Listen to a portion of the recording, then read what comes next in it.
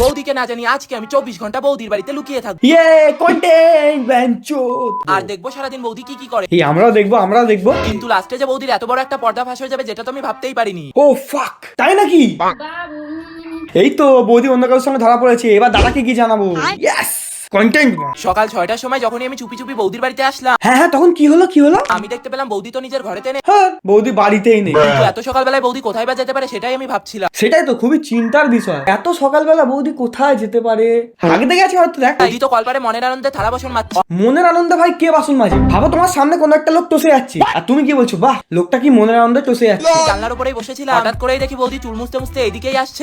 Wait, বৌদি তো ভোরবেলা বাসন মাজছিল, তা হঠাৎ করে চুল মুছছে মানে? তুই ভোরবেলা থেকে আপ টু দুপুরবেলা জানলাতে বসে কাটিয়ে দিলি? তখনই তাড়াতাড়ি করে আমি বৌদির ঘরের খাটের নিচে চলে আসলাম। হুস, ফাঁকা বারে গোল তো সবাই দিতে পারে। যদি বৌদি খাইটার উপর বসে থাকতো তার নিচ দিয়ে ঢুকতিস, তখন ভাবতাম তুই স্ট্রাগল করেছিস। এইটা কি? হ্যাঁ, খাটের নিচে এইভাবে লুকিয়ে থাকতে তো আমার অনেকটা বেশি পরিমাণে কষ্ট হচ্ছিল। হাই রে, তোর কষ্ট দেখে আমার বুকের ভিতরটা পুরো ফেটে গেল। এখন ভাবছি কোন দিকে কষ্টটা বেশি হচ্ছে। কিন্তু সবটাই আমি করছি শুধুমাত্র তোমাদের জন্য। থ্যাংক ইউ সো মাচ ভাই, এতটা খাচ্ছে ভাই আমাদের।